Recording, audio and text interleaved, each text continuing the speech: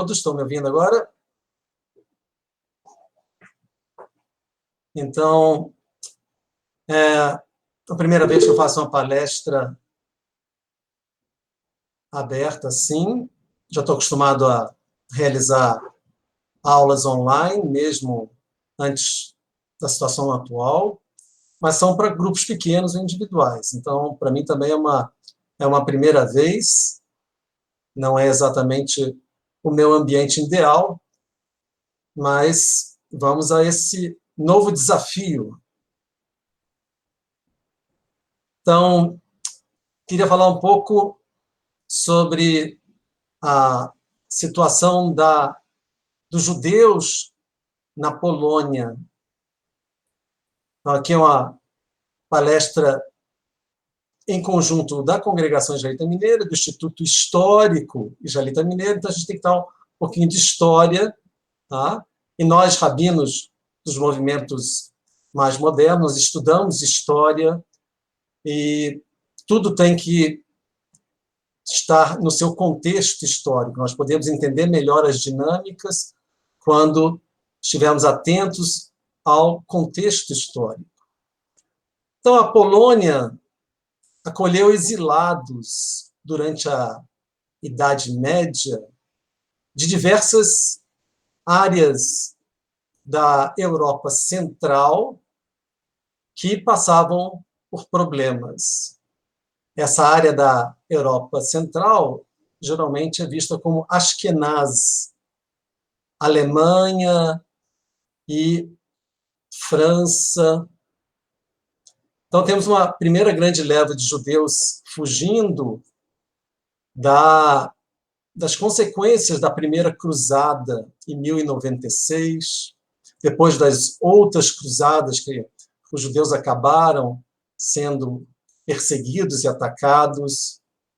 Temos a peste negra no século XIII, também que levou muitos judeus a irem para a Polônia. A França expulsou os judeus parcialmente no século XIV. E alguns governantes poloneses receberam os judeus de braços abertos e lhe deram até alguns privilégios especiais. Judeus chegando na Polônia e, com o passar do tempo, se tornaram agentes fiscais, administradores dos bens da nobreza polonesa, comerciantes e artesãos. Eles tinham o direito de ir e vir aonde quisessem, estavam isentos da jurisdição dos tribunais regulares e tinham autonomia interna. Podiam até portar armas. Havia ocasionais explosões de antissemitismo, perseguições, mas, em geral, a situação era boa. E o século de ouro do judaísmo da Polônia é o século XVI. Para vocês terem uma ideia, os historiadores avaliam que a população, no início do século XVI, era de 15 mil judeus. E que, em 1570, cerca de 300 mil judeus já viviam nessa região. De 15 mil para 300 mil. Era a segunda maior comunidade no mundo, só perdia para a comunidade judaica da Turquia, do Império Otomano. Lembrando a vocês, pessoal, que antes da Segunda Grande Guerra Mundial, no século XX, os judeus na Polônia eram a maior comunidade judaica do mundo, contando com 3 milhões de judeus.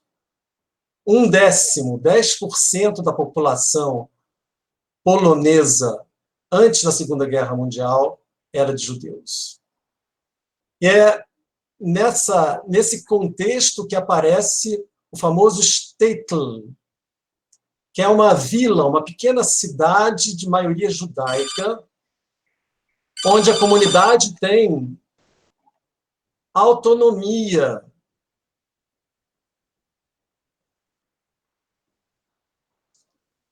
onde as instituições judaicas governam inúmeros aspectos da vida local. Instituições de tzedakah, de ajuda financeira, instituições do cemitério, do Hebra Kadisha, sinagogas, Beit Midrash, a casa de estudo, o Heder, a escola para as crianças, tudo sob a administração dos judeus. Há uma disseminação do estudo do Talmud, e o grande personagem da intelectualidade judaica dessa época era o estudioso Talmud, o Talmid Chacham, tá? E desenvolveu-se nessa região um método conhecido pelo pilpul. Pilpul está ligado a pimenta em hebraico, que é o estudo do Talmud perguntando o detalhe do detalhe do detalhe. Extremamente minucioso. E como muitos judeus estavam envolvidos com o estudo do Talmud, eles muitas vezes não podiam ficar à frente dos negócios, e aí muitas mulheres começaram a se tornar a chefe de empreendimentos. Tá? Então, também temos um desenvolvimento de uma cultura ashkenazi, onde a mulher tem um papel importante e um certo poder, especialmente econômico. Nesse mesmo século XVI, ficamos conhecendo o Vaad Arba Arzot, o Conselho das Quatro Terras, que é o órgão supremo da comunidade judaica da Polônia. É o equivalente à CONIB aqui no Brasil. E esse conselho se reunia 2 vezes ao ano durante feiras importantes. E lá eles decidiam sobre a divisão de recursos, de impostos, escolhiam pessoas para representar a comunidade perante a nobreza e a aristocracia governante na Polônia. E esses judeus, os stadlanim, os judeus da corte, eles iriam proteger os interesses judaicos nas cortes polonesas. O Conselho das Quatro Terras emitia takanot, decisões para todas as comunidades, nas questões de educação, de ética, nas qualificações para o rabinato. O século XVI também é um século de ouro para o estudo da Torá, e alguns dos grandes nomes rabínicos que estudamos até hoje viveram na Polônia do século XVI, como o rabino Moshe Isserles, o Ramá, o que criou o complemento ashkenazi para o Shulchan Aruch, que é Sfaradi, o rabino Salomão Luria, o Maharshal, o rabino Meir Ben Gedalia, o Maharam. Também temos um desenvolvimento da literatura Yiddish, livros, contos, histórias, textos de diversos tipos em Yiddish. No início do século XVII, os poloneses fazem um avanço militar em direção à Ucrânia e começam a explorar os seus habitantes. E algum tempo depois vai vir a reação. Cossacos ucranianos, tártaros da Crimeia, mais os camponeses ucranianos, que são cristãos ortodoxos, vão entrar em conflitos armados contra a aristocracia polonesa, que é católica. Em 1648, esses grupos vindos da Ucrânia derrotam o exército polonês e começam a espalhar o terror por toda a Polônia. Todos os habitantes, especialmente os habitantes católicos são atacados e os judeus sofrem ainda mais que o restante da população. Então, são realizados massacres, são realizados banhos de sangue, são conhecidos como os massacres de Khmelnytskyi, que era o comandante das forças ucranianas, e na tradição judaica, esse período lamentável é chamado de Amabul, o dilúvio, que nem é o mesmo termo para o dilúvio de Noé. Os historiadores estimam que 1/4 da população de judeus da Polônia pereceram nos massacres. É algo entre 40 a 100 mil judeus assassinados. Um horror. Posteriormente, a região da Polônia também sofreu invasões da Rússia e da Suécia. Então, a situação social, econômica geral da região se tornou péssima. Não tinha trabalho, não tinha comida suficiente, miséria e constantes ataques e conflitos. Os judeus também sofreram, e toda aquela estrutura comunitária foi rachando. Tá? O Conselho das Quatro Terras já tinha dificuldade de se encontrar, foi perdendo a sua força até que, posteriormente, vai desaparecer. Os judeus desesperados na Polônia, em diversas regiões do mundo, também encontravam alento, ânimo em notícias a respeito de Mashiach, dos Messias. Só que a maior parte deles a maior parte não, todos eram falsos. Tá? Então nós temos inúmeros exemplos de falsos messias na história judaica, porém, o caso mais dramático e de impacto na Europa e na Polônia aconteceu também nesse século XVII, esse século catastrófico para os judaístas da Polônia. Judeu chamado Shabbatai Tzvi, nascido em Esmirna, vai ser considerado por muitos como Mashiach, e as populações se tornam animadas, muitos abandonam seus lares, suas posses, em direção à terra prometida, para lá conseguirem a liberdade sob a liderança desse Mashiach, e no final, Shabbatai Tzvi é forçado a escolher entre converter ao islamismo ou morrer, e ele se converte ao islamismo, o que é uma decepção emocional e espiritual para a população do mundo judaico, especialmente da Polônia. Então, o judaísmo polonês no século XVII se encontra numa situação crítica. A aristocracia judaica, os poucos judeus mais ricos, tentam casar suas filhas com a elite intelectual, que são os estudantes de Talmud e os rabinos.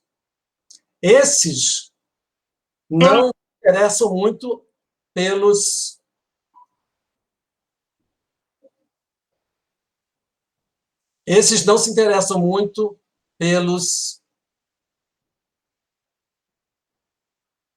pelas necessidades do povão.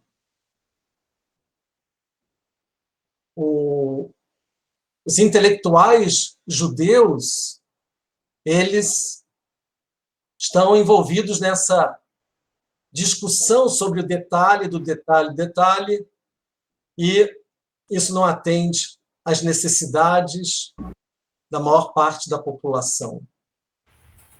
Os rabinos estão distantes das questões do povo. Os rabinos só se preocupam com minúcias nos rituais judaicos.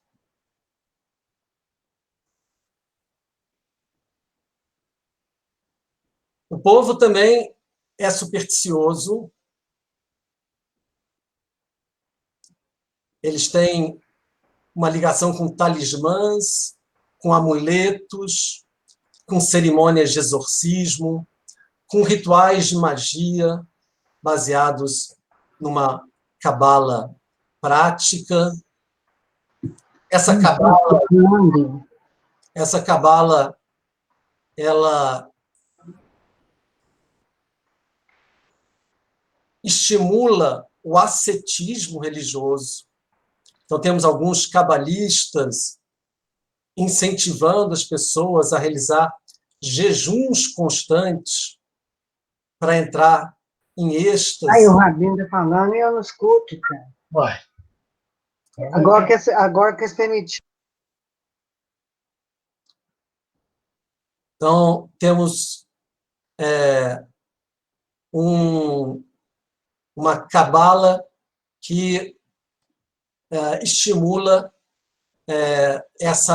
esse afastamento dos prazeres físicos e dos prazeres materiais. Em meio a tudo isso, temos um grupo de indivíduos que ganham a denominação de Baal Shem. Baal Shem são o dono, o senhor do nome. O Shem é o nome divino. Então, são indivíduos quase considerados milagreiros que manipulavam o nome divino em amuletos, em cânticos, em mantras. Usavam ervas também para curar e exorcizar. Então, temos um grupo desses Baal Shem. E aí, na virada do século, no início do século XVIII, nasceu Israel Ben Eliezer, em uma família pobre, numa cidade miserável no sul da Polônia. Perdeu os pais ainda criança, ele é adotado pela comunidade e ganhava a vida como assistente de professor na escola infantil. Foi também Shames, né, o zelador da sinagoga, Shochet, abatia animais de acordo com as leis judaicas. E aos 20 anos, após casar com a esposa, filha de um rabino importante, foi morar com ela isoladamente nos Montes Cárpatos. Lá passou por em torno de alguns anos, quase num retiro espiritual, e de lá, em 1730, se estabeleceu na cidade de Metzipotz, que se tornou o centro do seu novo grupo, que será conhecido como Hassidismo. 10 anos mais tarde, em 1740, ele já é conhecido como Baal Shem Tov, tá? O dono do bom nome. Quer dizer que ele é um desses milagreiros que manipulavam com o nome divino, com amuletos, que curavam com ervas, e ele ganha fama não apenas pelo que ele faz, mas pelo carisma, pela maneira de levar uma mensagem que o povo estava precisando ouvir. Então, no século XVIII, se inicia esse movimento que vai revolucionar o judaísmo, chamado o Hassidismo. O Hassidismo do século XVIII, ele não é exatamente o mesmo Hassidismo do século XX, XXI. Tá? Então, algumas das características iniciais do movimento se perderam e outras foram acrescentadas. Então, como todo movimento, no início eles têm uma postura um pouco mais radical, depois eles se aproximam mais de uma posição moderada. Então, a primeira coisa que a gente tem que lembrar é não podemos comparar totalmente o hassidismo do século XX, XXI com o hassidismo do século XVIII. Tá? Existem algumas características que ainda são cultivadas no movimento atual, mas outras deixaram de ser cultivadas. Eu realizo todo julho e janeiro 4 encontros neo-hassídicos. O que é o neo-hassidismo? Diversos rabinos não ortodoxos no século XX combinaram alguns elementos do hassidismo tradicional com valores da modernidade. Tá? E esse tipo de movimento me interessa profundamente. Eu costumo, em janeiro e julho, oferecer alguns encontros com esse tipo de ensinamento neo-hassídico. Existem muitas características do movimento no século XVIII.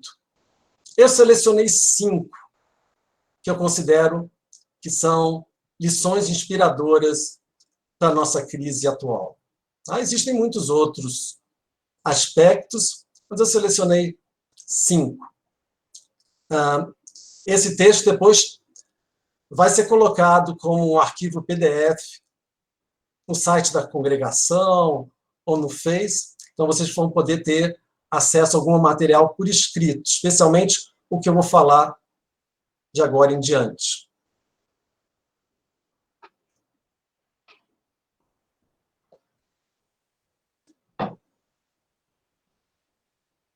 Primeira característica que eu selecionei, o hassidismo, ele faz uma batalha militante contra a melancolia e a tristeza. Eles consideram que a tristeza e a melancolia são uma barreira para uma vida plena e também para ter contato com Deus, especialmente Deus se revelando através da natureza. Nós só sabemos do Baal Shem Tov através do que os seus discípulos nos transmitiram. Então, um deles contava essa parábola do mestre, do Baal Shem Tov, que um príncipe distante foi expulso para terras longínquas e lá se estabeleceu com uma vila de pessoas que não tinham a mesma educação e cultura desse príncipe. Depois de muito tempo, ele recebeu a carta de seu pai, o rei. E o príncipe desejava se alegrar com a carta, mas ele ficava inibido diante dos habitantes da vila que iriam ridicularizá-lo, dizendo: o que há de especial nesse dia para você ter tanta alegria?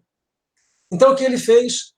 Ele reuniu todos os habitantes e promoveu uma tremenda festa, com música, dança, comida e bebida, e todos se alegraram, e ele pôde, então, demonstrar a alegria de receber a carta de seu pai, o rei. Bom, essa pequena história tem diversos aspectos para analisar. Tá? O primeiro aspecto é essa ênfase na alegria. O príncipe é o Rebbe, é o tzadik, que é o grande elemento dentro da comunidade racídica, é o líder religioso todo especial. O pai, o rei, é Deus. Tá? E aí, então, o tzadik, o Rebbe, ele quer se alegrar pelo contato com Deus, e aí ele estimula que todos ao seu redor se alegrem com tudo que há de material nesse mundo, e ele vai se alegrar pela carta que ele recebeu do pai. Tá? Então, temos diversos aspectos nessa história. Eu vou compartilhar com vocês também algumas citações de um dos grandes nomes do Hassidismo, o bisneto do Baal Shem Tov, que é o Reb Nachman de Bratslav. Reb Nachman de Bratslav viveu no século XVIII. E nós temos diversos ensinamentos, inclusive pequenos livretos em português. Esses textos que eu vou falar para vocês, depois eu vou disponibilizar em PDF. Nessa área que nós estamos estudando agora, ele costumava ensinar. A tarefa espiritual mais difícil é a de encontrar a verdadeira alegria. Se o único modo de ser feliz é fazer algo tolo, façam.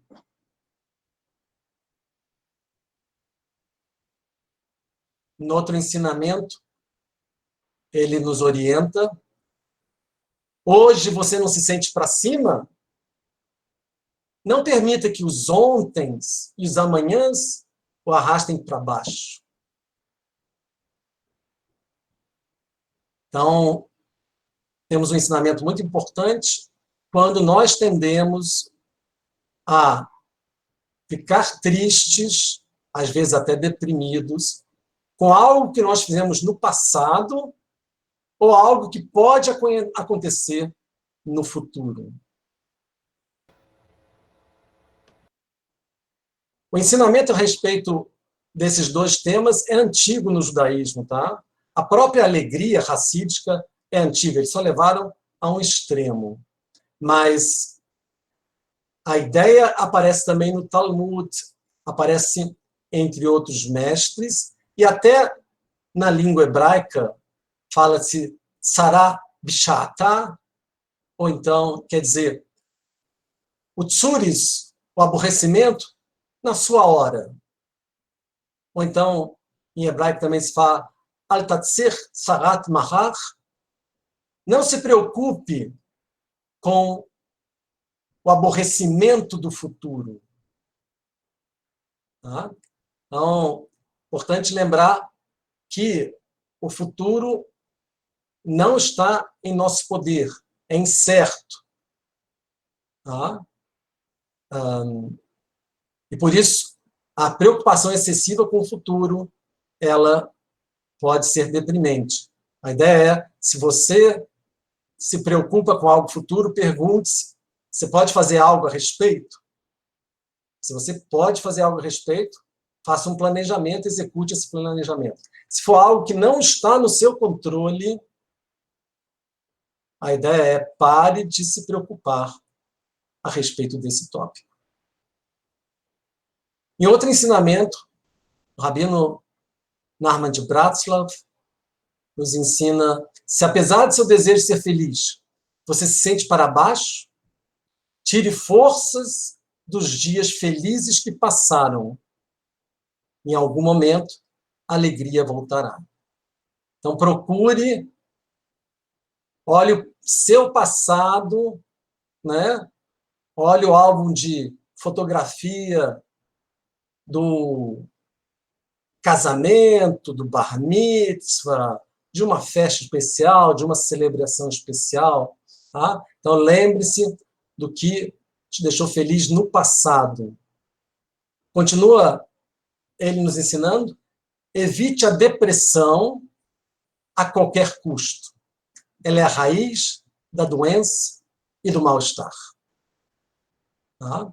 Então, isso aparece de uma forma bastante enfatizada nos ensinamentos de Narman de Bratslav.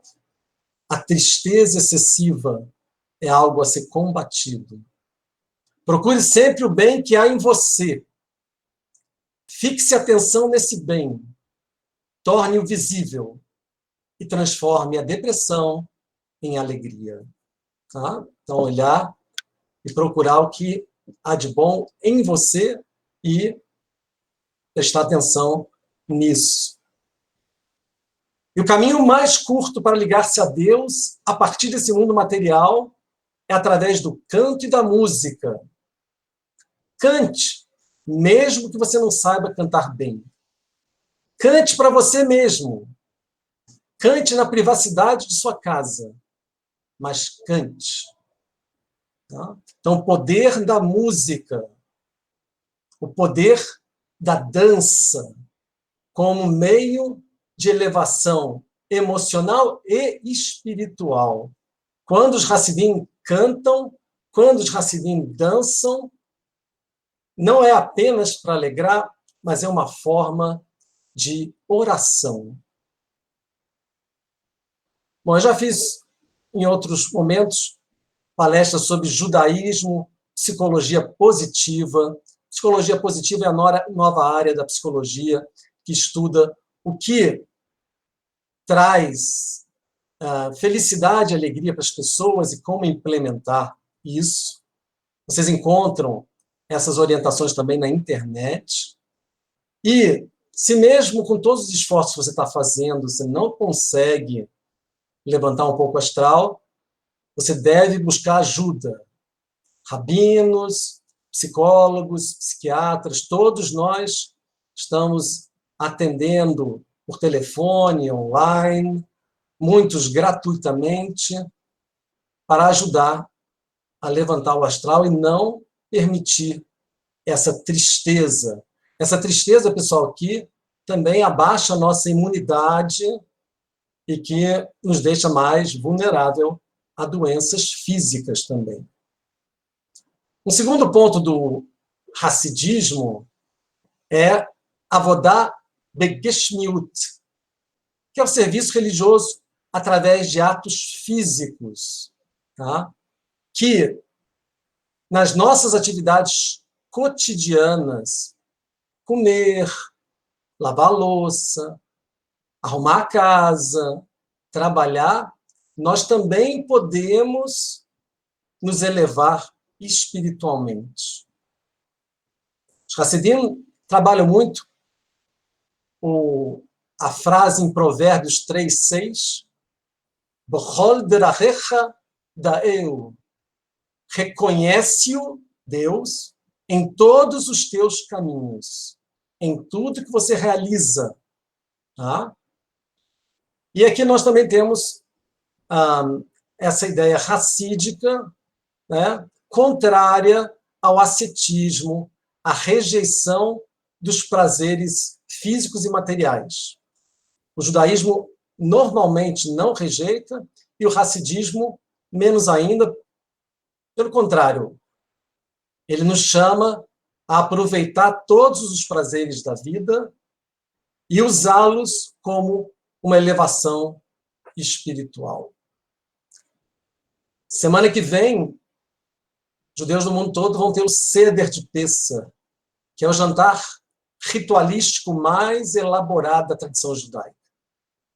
E na mesa, com seus símbolos,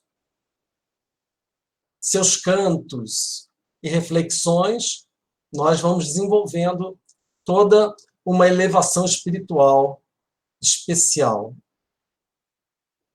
Rabino Narman de Bratslav costumava ensinar: busque o sagrado no cotidiano, busque o extraordinário no lugar comum. Não é o cântico dos cânticos, ao mesmo tempo, uma simples canção de amor e o mais sagrado de todos os ensinamentos? Tá? Então, cabe a nós agora, na nossa rotina do lar, buscar o sagrado também nessa rotina. Tá? Ao realizar um lavar de louças, um limpar a casa, lembrar que isso também é um serviço sagrado, tá? Que isso também demonstra o nosso amor pelo nosso lar, pelas pessoas que estão morando conosco, tá? Em manter esse local de forma tão especial. Terceiro ensinamento racídico que eu queria enfatizar é o lado bom de cada indivíduo e até de cada situação. Os Hassidim e seus mestres procuram sempre encontrar algo bom nas pessoas e algo bom nas situações que nós estamos nos confrontando, até mesmo em situações difíceis e desafiadoras. Então, cabe a cada um de nós esse mesmo desafio de encontrar o que há de bom mesmo na crise atual. O rabino Nachman de Bratslav costumava ensinar: procure sempre o bem que há no outro. Fixe a atenção nesse bem. Torne-o visível e transforme o pecador num santo. Tá? Então, sempre procurar o bom no outro também, mesmo sabendo que a pessoa tem inúmeras dificuldades, imperfeições. O quarto aspecto que eu queria enfatizar no Hassidismo, como vocês ouviram na primeira história, é o papel do Tzadik, a importância do Rebbe.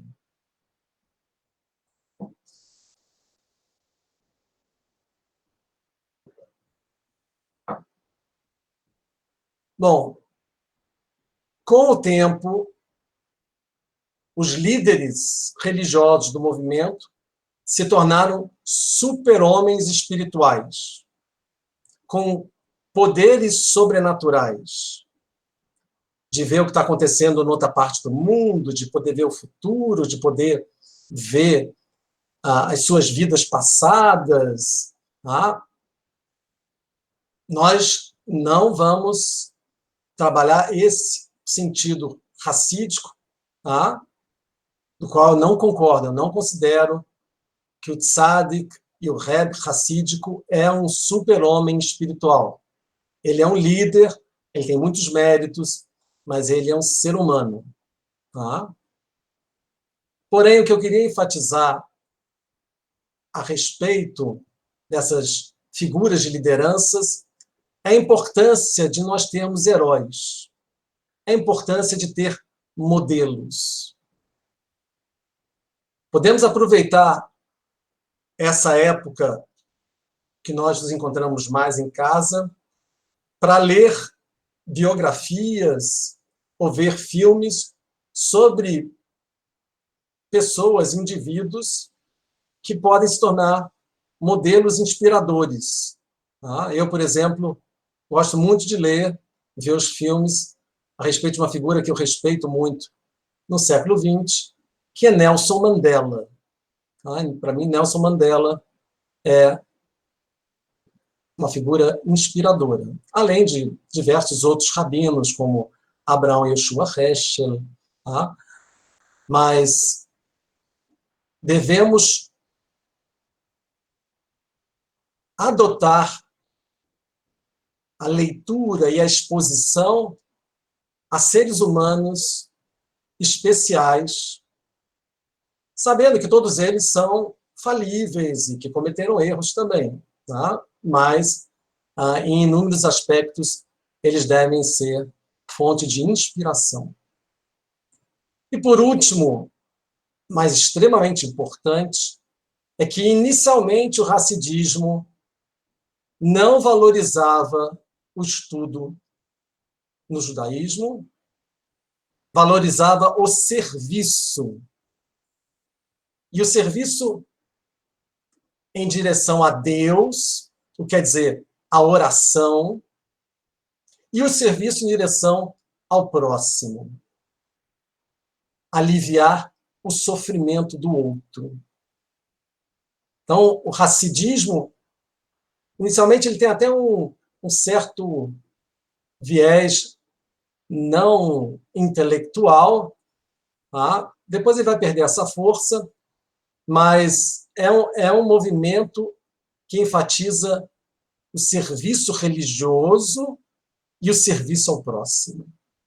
Então, conta-se que o neto do Baal Shem Tov começou a se dedicar aos estudos do Talmud na juventude e foi se afastando do estilo de vida racídico.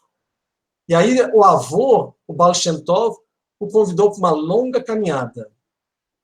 O neto não queria ir, por que eu vou caminhar com meu avô? Eu podia estar usando esse tempo para estudar. Acabou indo. No meio do caminho, eles encontraram um homem de outra cidade e o Baal Shem Tov perguntou sobre um rabino daquela cidade. A resposta que ele deu, ele é um grande sábio. E o Baal Shem Tov respondeu, eu invejo a sua sabedoria, mas o que eu posso fazer? Eu não tenho tempo para estudar, porque eu tenho que servir o meu Criador. Depois disso, o neto dele parou com os estudos talmúdicos e voltou ao estilo racídico com todo o fervor. Termino aqui com uma última citação do Rabino Nachman de Bratslav. Cada mitzvah que você realizou, cada mandamento, cada boa ação que você realizou, se torna uma nota musical na sua alma. Cada nota se junta a outra até compor uma melodia sagrada que se torna a sinfonia da sua vida.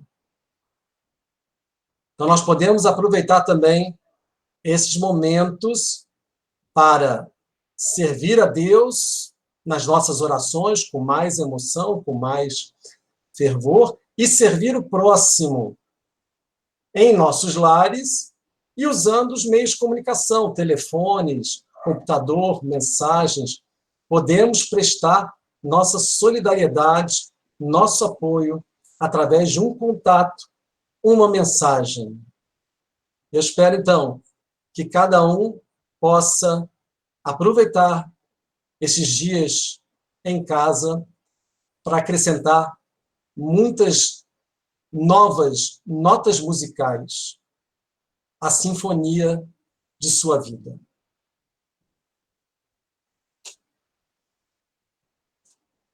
Temos uns minutinhos só para 2 ou 3 perguntas que podem ser feitas, eu acho, por chat.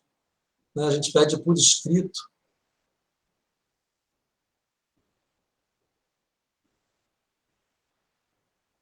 Tem um monte de gente que escreveu.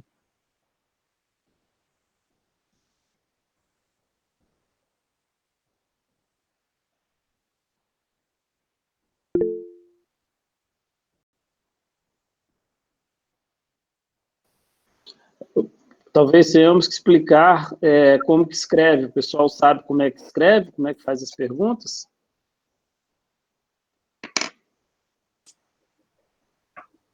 Olá.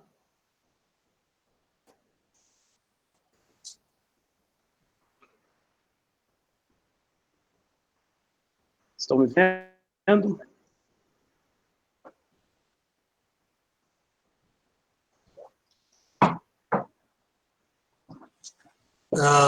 Pergunta aqui, quantos foram Baal Shem?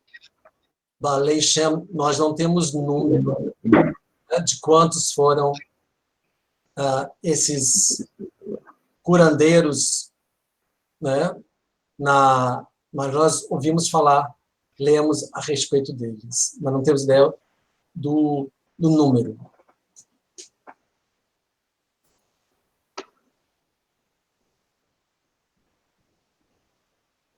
Juliano, Rodrigo.